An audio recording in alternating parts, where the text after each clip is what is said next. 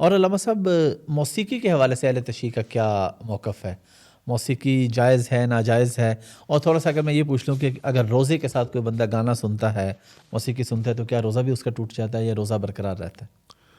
موسیقی میں پاکستان میں تو اہل تشیع کا بڑا کردار ہے، بلکہ پاکستان کی موسیقی شیعوں نے زندہ رکھی ہوئی ہے،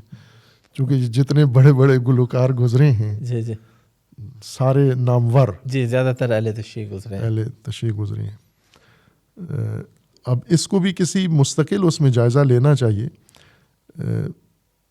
یہ اس وجہ سے نہیں ہے کہ تشیع میں موسیقی جائز ہے یا تشیع موسیقی کی اجازت دیتا ہے یا مذہب ان کو کہتا ہے۔ یہ مذہبی لوگ تو نہیں ہوتے، یہ تو خاندانی موسیقار تھے، جی مذہب شیعہ کا اختیار کر لیا، ٹھیک ہے، تو اس سے یہ نہیں تاثر ملتا کہ ان کو مذہب نے اس کام ٹھیک پہ ہے، ڈالا ہے۔ بالکل ٹھیک ہے، یہ ان کا خاندانی پیشہ تھا، اگر یہ تشیع میں نہ بھی آتے تو بھی ان کا پیشہ یہی ہے، یہی تھا، بالکل ٹھیک ہے، جیسے خاندانی پیشے چلتے ہیں۔ بالکل اب باقی تو خاندانوں میں پیشے ختم ہو گئے ہیں، لیکن موسیقی میرے خیال میں ابھی بھی خاندانی ہی ہے، جی، باقی موروثی ختم ہو گئے ہیں۔ ابھی مثلا اب نائی کا بیٹا نائی نہیں ہوتا، ہاں جی، موچی کا بیٹا موچی نہیں ہوتا، لیکن موسیقی میں ابھی تک چل رہا ہے۔ موسیقی میں موروثیت ہے۔ جی جی لیکن بہت سارے شیعہ نامور لوگ اس میں گزرے ہیں۔ موسیقی شیعہ مذہب میں بھی جائز نہیں ہے، وہ موسیقی جس کے اندر طرب ہو، جس کے اندر ایک کیفیت انسان کی پیدا ہوتی ہو، ہیجانی کیفیت جو انسان کے اندر پیدا کرے، ٹھیک ہے، وہ موسیقی طرب، لذت اور طرب یا لہو اور لعب کے لیے جو موسیقی ہو وہ قطعاً حرام ہے، اس کے اوپر تمام فقہا کا فتویٰ ہے۔ لیکن وہ موسیقی جس میں یہ نہیں ہو، یہ خصوصیتیں نہ ہوں، چونکہ ہر موسیقی میں طرب نہیں ہے، ٹھیک ہے، کچھ موسیقی ایسے ہیں جو احساس تو پیدا ہوتا ہے لیکن تربیہ احساس ٹھیک ہے، پیدا نہیں ہوتا اس کے اندر، یا لذت اور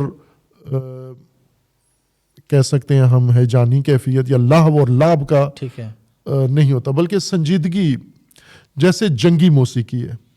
ٹھیک ہے، جنگ میں، جی بالکل، یا مثلا پہلے تو ماہ رمضان بھی موسیقی سے شروع ہوتا تھا، جب چاند کا اعلان ہوتا تھا، جب اسپیکر نہیں تھے تو کوئی ڈھول وغیرہ ڈھول بجانا، سے ہی جی اعلان جی ہوتا تھا، تو جی یہ جی، اس سے تو کسی کے اندر طرب پیدا نہیں ہوتا،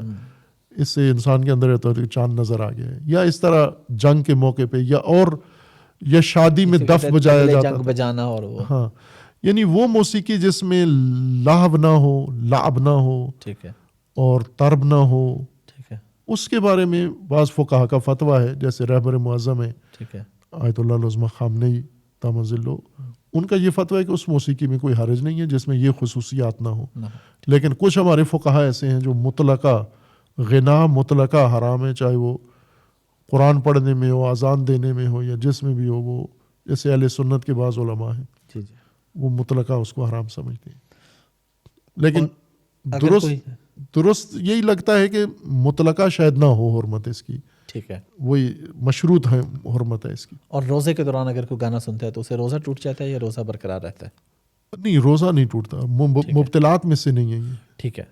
گناہ ہے ٹھیک ہے، لیکن مبتلات میں سے نہیں ہے۔ جیسے وضو نہیں ٹوٹتا موسیقی سننے سے، جی جیسے وضو کے مبتلات ہیں، ان چیزوں سے وضو باطل ہوتا ہے، بالکل، اسی طرح روزے کے مبتلات ہیں، ان مبتلات سے روزہ باطل ہوتا ہے، ان میں نہیں ہے، یہ موسیقی نہیں ہے۔